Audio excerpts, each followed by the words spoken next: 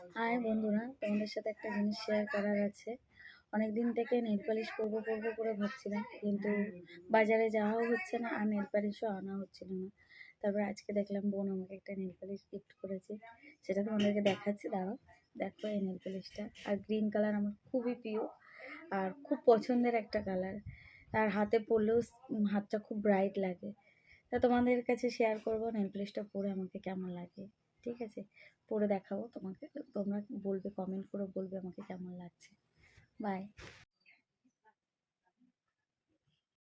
দেখো আমি নেল পালিশটা পরেছি, অবশ্যই কমেন্ট করে জানাবে আমাকে কেমন লাগছে। দেখো, ভালো লাগছে কি খারাপ লাগছে, তোমাদের কার কোন কালারটা পছন্দ অবশ্যই আমাকে মেনশন করে বলো যে কে কোন কালারটা পছন্দ করো পরতে।